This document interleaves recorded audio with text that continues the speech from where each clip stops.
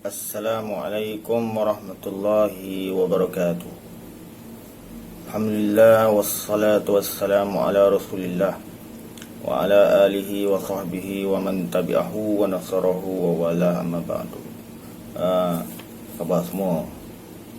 Selamat datang ke channel Comparative Religion, Muqaranatul Adyan ataupun perbandingan agama. Sebagaimana yang dijanjikan terdahulu, kita akan sambung perbahasan mengenai riwayat hidup Jesus ataupun Nabi Isa AS. Kalau dulu kita dah bahas, kalau siapa masih ingat, tentang kelahirannya. Sekarang kita masuk tentang ajarannya, yakni ajaran Jesus ataupun Nabi Isa AS.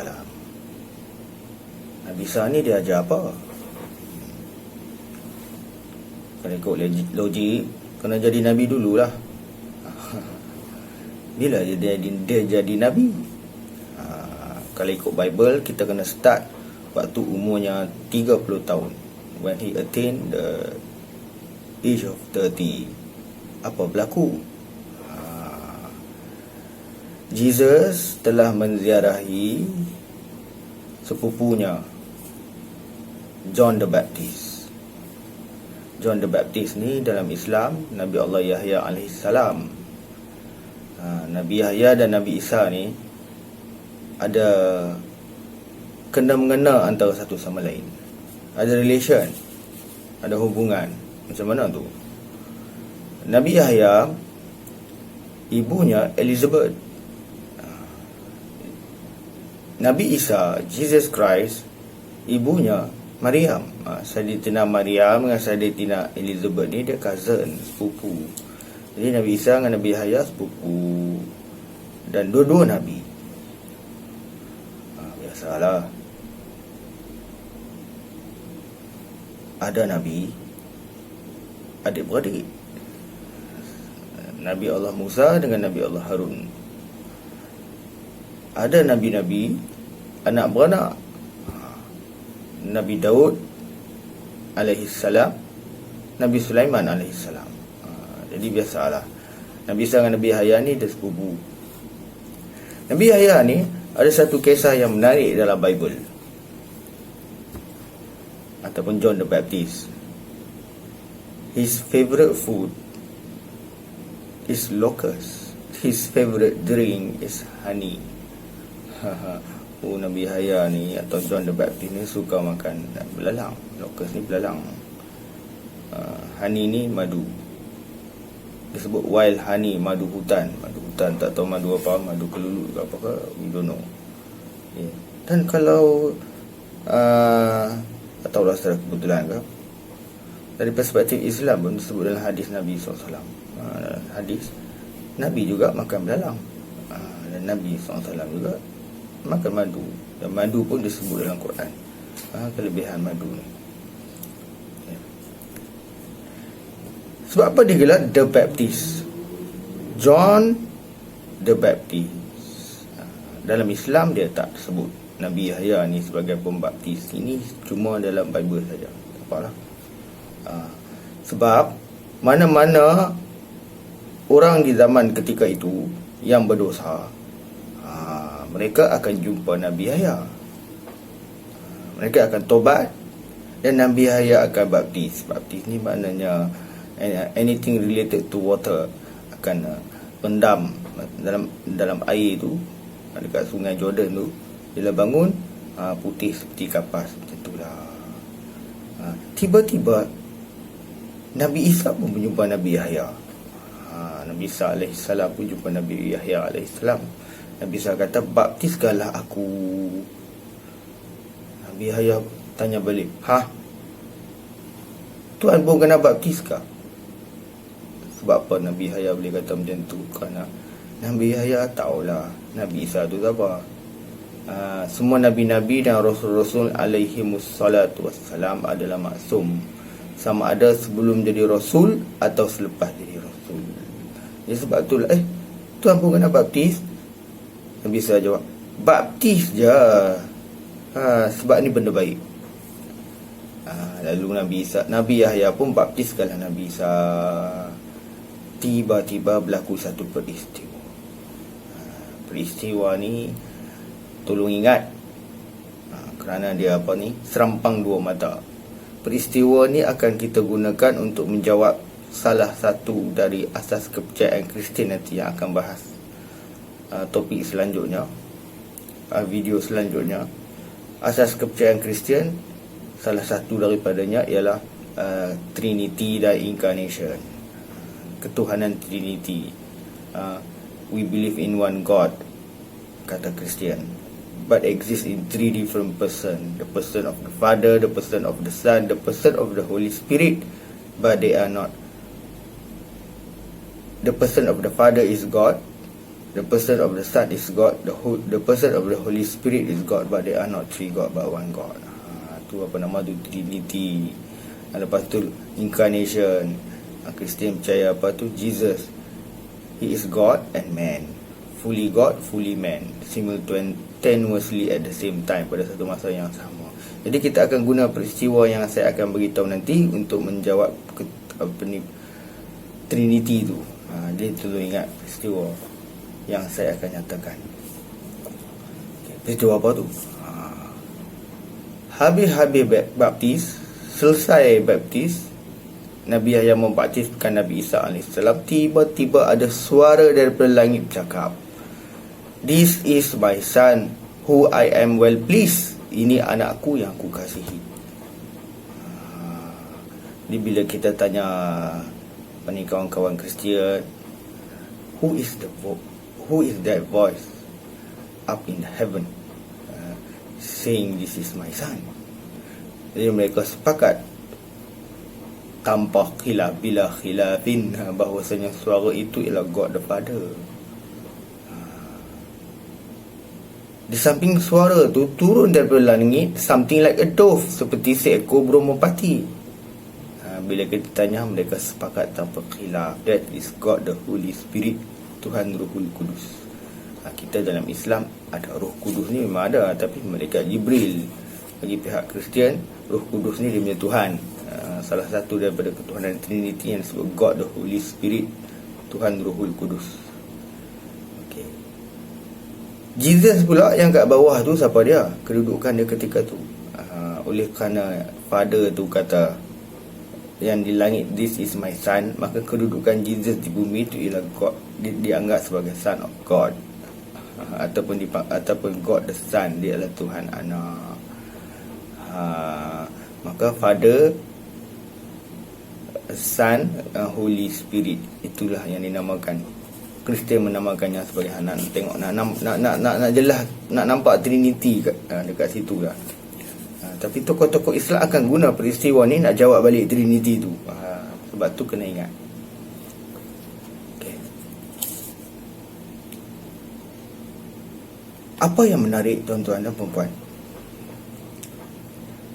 Dalam Bible, Nabi Isa Jesus Christ ni, Nabi Isa AS ni, ada beberapa gelaran yang diperuntukkan kepadanya. Yang pertama, kita dah bahas kelahiran dulu. Apa dia? Son of Man, anak manusia. Lepas tu dalam Bible juga sebut Nabi Isa digelar Nabi. Contoh, dalam Injil Matthew chapter 21 verse 11, semasa Nabi Isa masuk ke Baitul Maqdis, di masa akan datang dia masuk ke Baitul Maqdis dengan pengikut-pengikut, okay, dengan segala kejayaannya. Tiba-tiba kegemparan satu bandar Baitul Maqdis tu. Masyarakat terkejut. Siapa yang masuk tu? Siapa yang datang ni? Lalu sebahagian daripada mereka mengatakan, okay, sebenarnya dalam Matthew chapter 21 verse 11 ni, it's Jesus, the prophet from Nazareth in Galilee. Nabi Isa digelar prophet, Nabi. Okay. So dalam Islam no problem. Memang betul lah Nabi Isa ni Nabi. Dia juga memanglah anak manusia. Cuma gelaran anak Tuhan ni macam mana? Yang dikatakan dia diisytiharkan secara rasmi ketika dibaptis ni. Dari perspektif Islam macam mana Nabi Isa dianggap atau dikatakan sebagai anak Tuhan ni macam mana ni? Tapi terima ke tak? Perspektif Islam lah. Jadi kata tokoh-tokoh perbandingan agama, kata-kata para ulama, kalau ya pun Nabi Isa tu dia anak Tuhan, digelar anak Tuhan sekalipun, maka ianya adalah kias, metaphorically, not literally. Kias dengan maksud anak Tuhan equals to orang yang soleh, righteous person, orang yang baik, itu je. Bukan menunjukkan anak Tuhan secara hakiki. Sebab apa? Allah SWT ni lam yalid, tak beranak, walam yulad, dan tak diperanakkan. Jadi kalau dia digelar anak Tuhan sekalipun, okey, maka kias, bukan hakiki. Sebenarnya dalam Bible, kalau kita buat kajian Bible ni, ramai yang digelar anak Tuhan pun. Bukan Nabi Isa saja, ramai lagi tokoh-tokoh yang salih yang digelar anak Tuhan. Antaranya ialah apa tu? Dalam Luke chapter 4 verse 58, Injil Luke, Adam was the son of God. Nabi Adam digelar anak Tuhan. Orang Yahudi tak sembah Nabi Adam, Kristian pun tak sembah Nabi Adam, sebab mereka tahu bahawa ianya hanyalah kias. Dalam Matthew chapter 5 verse 9, Injil Matthew, Jesus, ni Jesus punya kenyataan. Waktu Sermon of the Mount, dia berkhutbah atas bukit, dia kata apa? Blessed are the peacemakers, okay, for they shall be called the children of God. Maknanya orang yang buat baik ini dirahmati kerana mereka akan digelar sebagai anak-anak Tuhan. Siapa yang buat baik digelar anak Tuhan. Kias. Okay. Dalam Jeremiah, ada satu surah atau kitab nama Jeremiah dalam Perjanjian Lama, chapter 31 verse 9. Ni Tuhan yang kata. Tuhan kata apa? Abraham ni satu tokoh, satu figure, anak kepada Nabi Allah Yaqub alaihi salam. Yaqub ada 12 orang anak, salah satu anak ada nama Abraham. Jadi Tuhan kata apa pasal Abraham ni? Abraham is my firstborn son. Tuhan kata Abraham ni anak sulung aku. Padahal Abraham dah ada ayah Nabi Allah Yaqub. Macam mana Tuhan boleh kata anak sulung pula? Anak sulung Tuhan. Kias, nak menunjukkan apa ni, Tuhan sayang pada Abraham tu. Dia orang yang soleh, itu je. Firstborn lagi. Jesus tu macam mana? Bongsu ke apa? Okay, next. Ni Nabi Allah Daud. Dalam kitab Psalm chapter 2 verse 7. Psalm ni, kalau dalam Psalm dalam Bible ni, bagi kita kitab Zabur. Dalam kitab Zabur. Jadi dikatakan mengenai David, Tuhan berkata mengenai Nabi Allah Daud. Tuhan kata apa? Thou art my son. Wei Daud, hai Daud, engkau lah anak aku. Today I have begotten thee. Hari ni aku memperanakkan kau. Tuhan kata Nabi Daud tu anak dia. Hari ni Tuhan peranakkan dia. Ini semua apa? Kias. Yang paling hebat sekali ialah gelaran pada Nabi Musa alaihi salam. Kalau Kristian kata Nabi Isa tu Tuhan lah, anak Tuhan lah, Nabi Musa lagi hebat. Tapi orang Yahudi pun tak sembah Nabi Musa. Orang Kristian pun tak sembah Nabi Musa. Mereka tahu itu kias. Apa dia kehebatan Nabi Musa ni? Gelaran dia.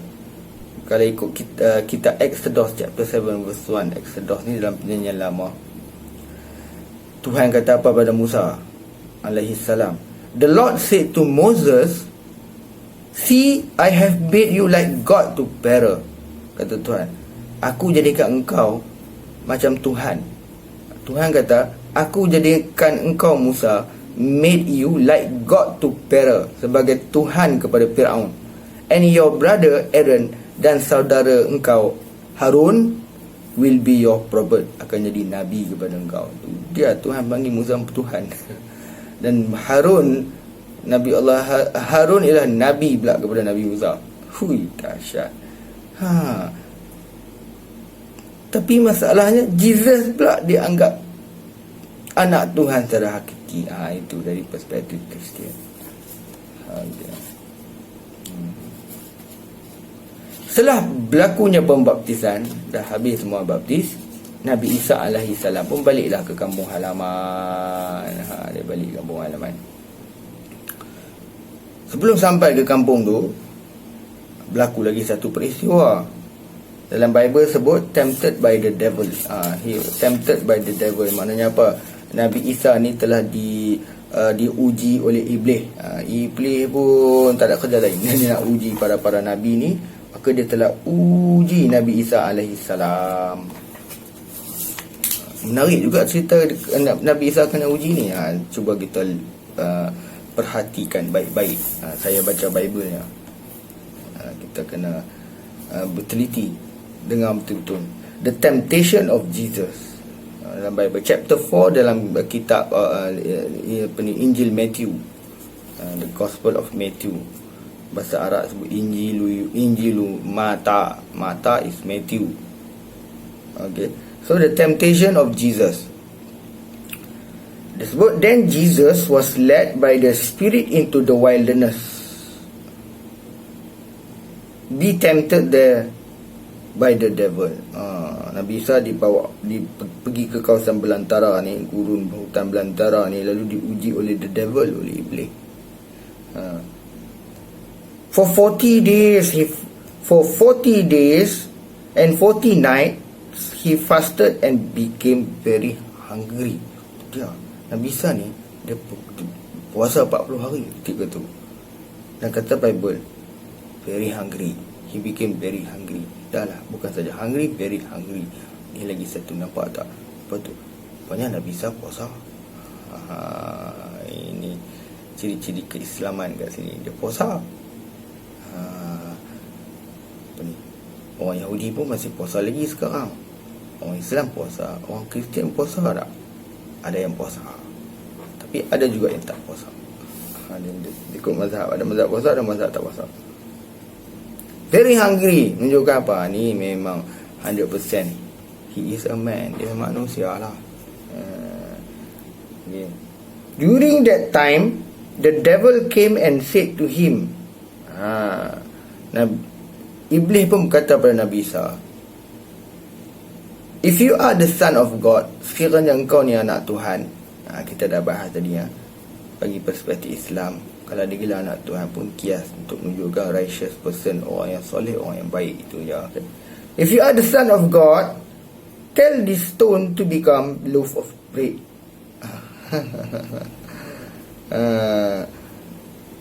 Kan Jesus kan lapar.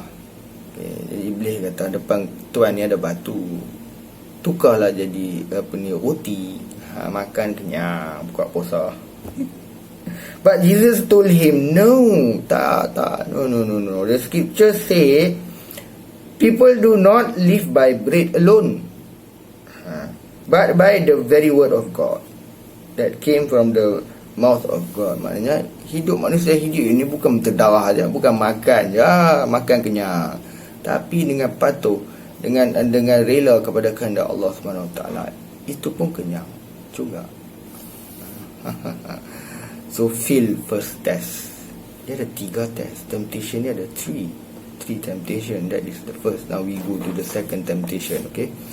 Then the devil took him to the holy city Jerusalem. Iblis bawa dia ke kota Baitul Maqdis. Jerusalem English. Okay. Bagi kita ialah Baitul Maqdis. Bait al-Maqdis. Okay. Palestin tu. To the highest point of the temple.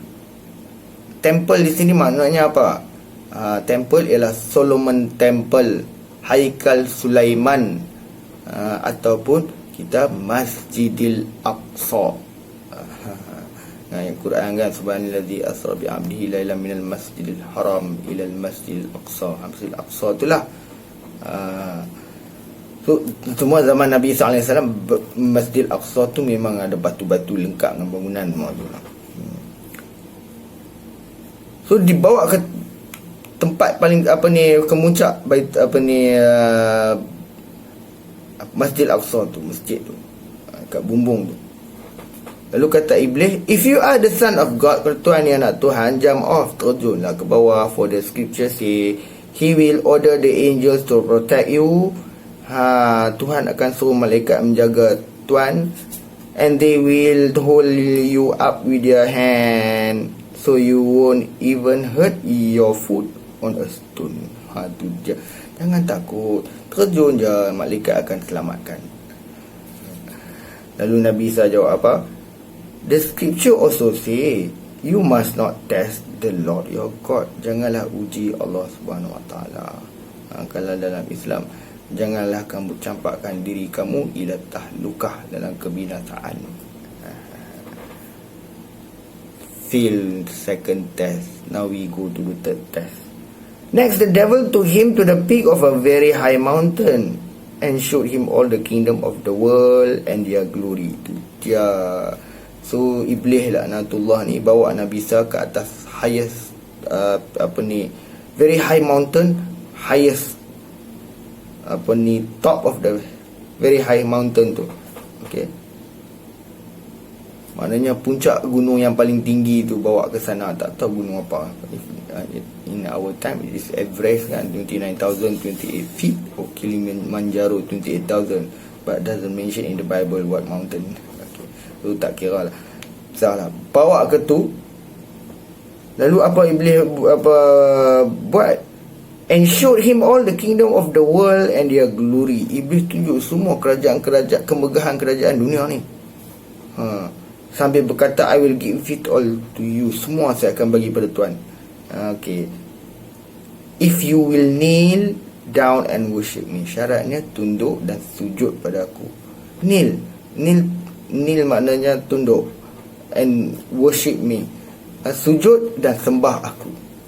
Iblis tu sembah, sujud, sembah aku, baru dia bagi. Lalu Nabi Isa AS apa? Get out of your Satan. Pergi, get out Iblis, kata Nabi Isa. Jesus told him, for the scripture says, sebab kitab, dalam kitab suci ada kata, you must worship the Lord your God and serve him only. Hendaklah kamu sembah Allah saja. Worship the Lord your God and serve dan berbakti kepadanya saja. Then the devil went away and angels came and took care of Jesus. Okay. Ujian ketiga ni sangat menarik. Pasal apa?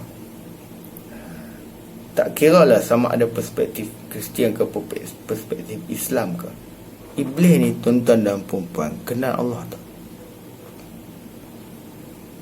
Kenal ke tak kenal? Kenal. Iblis pernah cakap dengan Allah lagi. Khalaqtahu min, dalam perspektif Islam, khalaqtahu min tin, khalaqtani min nar. Kau jadikan dia ada daripada tanah, kau jadikan aku daripada api. Maknanya Iblis kenal Tuhan. Kristian pun sama juga. Iblis pun pernah argue, pernah dialog dengan Tuhan. So Iblis kenal Tuhan. Tiba-tiba dekat sini Iblis nak bagi sesuatu kepada Jesus, menunjukkan apa? Dari sisi Iblis sekalipun, Jesus tu dia bukan Tuhan. Iblis kan creation, makhluk. Takkan dia sebagai makhluk nak bagi sesuatu kepada Tuhan. Tentu dia bagi sesuatu pada makhluk. So bila dia bagi sesuatu, dia nak bagi sesuatu pada Jesus, itu kemegahan dengan syarat Jesus sujud. Maknanya di sisi ilmu pengetahuan Iblis, Jesus sendiri bukan Tuhan. Dia macam tu. Okay, lepas tu Nabi Isa pun balik lah. Dia balik. Dia buat apa? Sampaikan ajaran lah. Baru kita masuk tentang ajaran. Dia nak sampaikan ajaran. So sebelum sampaikan ajaran, dia pilih dulu anak murid dia. Anak murid Nabi Isa. Kalau anak murid Rasulullah SAW berapa banyak?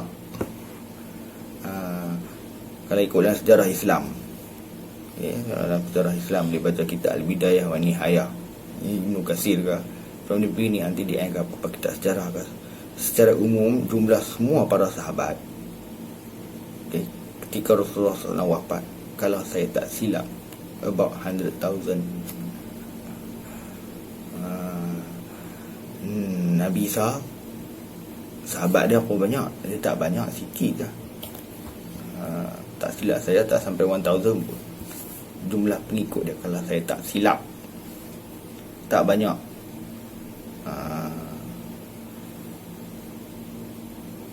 Namun murid utama dia 12. Murid utamanya 12 orang. Okay. Siapa dia yang 12 orang ni? Yang ni murid Nabi Isa AS ni, yang 12 orang ni siapa dia? Cuba kita tengok nama-nama, kita kenalan sikit. Sebagaimana dalam Bible, The Gospel of Matthew, surah Matthew chapter 10, ni nama 12 orang yang mana semuanya Bani Israel. Tak sebagaimana kalau sahabat Rasulullah SAW, sama ada sahabat utama ke atau sahabat yang biasa ke, yang jumlah keseluruhan semua sahabat tu 100,000 ketika Rasulullah SAW wafat. Okay. Bukan saja orang Arab, ada orang Rom, contoh Suhaib Ar-Rumi, Sayyidina Suhaib Ar-Rumi. Ada orang Ethiopia seperti Bilal Ibn Rabah. Ada orang Yahudi, iaitu ada orang Yahudi, ada nama Abdullah bin Salam, pendeta Yahudi lagi. Kemudian ada orang Iran, belah-belah Iran tu siapa? Sayyidina Salman Al-Farisi. Jadi orang Parsi, Salman Al-Farisi. Jadi international. Tapi Rasulullah Nabi Isa AS, murid dia, tak kira yang utama ke ataupun yang biasa ke, murid biasa, semuanya adalah Bani Israel. Sebab dia adalah Rasulun ila Bani Israel. Jadi dipilihlah 12 orang. Pasal apa 12 orang? Anak Nabi Allah Yaqub, 12 orang. Yaqub tu ialah Yaqub, Nabi Allah Yaqub AS, gelaran dia yang lain ialah Israel. Anak dia, yang dia ada anak 12 orang. Nabi Yaqub AS ni anak dia 12 orang. So anak-anak dia lah yang digelar Bani Israel. Yang pertama nama dia, anak murid 12 ni ialah Simon, also called Peter. Peter ni dalam 12 ni dia famous. Pasal apa dia famous? Okay.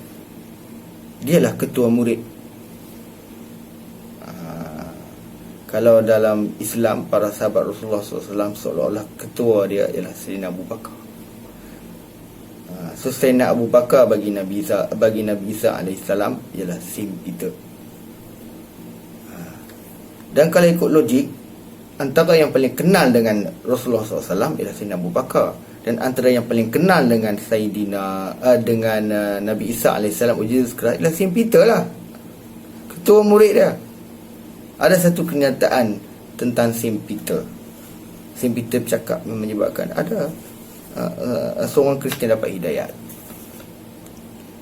Dalam Bible ada satu surah nama Acts. Acts ni kedudukan dia, kalau belajar Bible, ialah dalam perjanjian baru kitab nombor 5. Selepas Injil yang 4 tu, nombor 5 Acts lah. Selepas Matthew, Mark, Luke, John, diikuti dengan Acts. Acts ni ialah semua kisah-kisah tentang sahabat-sahabat Nabi Isa, atau kisah tentang para sahabat Nabi Isa, hayatus sahabah bagi perspektif Kristian dalam Bible ni. Bacalah kitab Acts. Jadi kitab Acts ni dicerita tentang Peter, apa yang dia buat setelah Nabi Isa AS diangkat ke langit. Peter pun berkutubah, dia sampaikan sermon dekat kutubah tu. Dalam chapter 2 verse 22, dia dalam khutbah tu dia cerita mengenai kedudukan Nabi Isa tu, siapa dia. Nabi Isa, dia sebagai ketua murid, dia tahulah Nabi Isa tu siapa. Dia lagi faham. Jadi dia bersyarah, ceramah, bersermon. Sermon tu dia kata apa? Ye men of Israel, dengarlah wahai Bani Israel. Tengok, ye men of Israel, untuk Israel kan. Hear this word, dengarlah perkataan ini. Jesus of Nazareth, a man approved by God. A man approved by God, diperakui oleh Tuhan. A man, Nabi Isa tu dia kata apa? Man, bukan God. Peter sendiri merupakan ketua murid tu, kata Nabi Isa ni a man, manusia. Memang manusia lah, hebat macam mana dia sekalipun. Ni perakuan daripada siapa? Murid utama dia, Peter. Dan Peter ni pun famous sampai ke hari ni. Pasal apa? Ada mazhab Kristian menganggap Peter lah ketua mereka yang pertama. Mazhab mana tu? Mazhab yang paling besar. Mazhab apa Kristian yang paling besar? Mazhab Roman Catholic Church. So Catholic, ketua dia nama His Holiness the Pope. Sekarang Pope Francis. Sebelum tu Pope Benedict, sebelum tu Pope John Paul II, sebelum Pope John Paul II Pope John Paul I, sebelum tu Pope Paul, sebelum tu Pope John X, tak belum XV1 apa benda, XX apa, sampai ke atas yang first tu. Bagi perspektif Katolik, ketua mereka yang pertama ialah Peter ni. Okay. Tapi Protestan tak mengakui Pope Protestan. Siapa ketua dia? Siapa ketua Protestan lah? Protestan tak ada ketua. Nak ketua macam mana? Protestan pun protes sama Protestan. Okey. Itu Peter. Ada sebelah lagi ya. Andrew yang kedua, saya pun tak tahu Andrew ni siapa. Cuma dikatakan dia ialah saudara bagi Peter, tapi cerita banyak pasal Andrew saya tak tahu. Kemudian James, son of Zebedee, tak banyak cerita. John, James brother. Philip, Bartolomeo, Thomas. Thomas ni dia tulis Injil, tapi Injil tu tak diperakui oleh gereja, tak ada dalam Bible. Bible ada Matthew, Mark, Luke, John. Jadi Injil Thomas tak ada. Pasal apa? Dia anggap tak sahih. Dan Thomas ni dia meninggal di India. Palestin pergi India. Ya, dia lari setelah Nabi Isa diangkat ke langit. Berlaku rebellion, revolution. Orang-orang Israel lawan pemerintah Rom yang jadi penjajah. Rom hantar batalion, musnahkan orang Yahudi, hancur lebu kota Baitul Maqdis.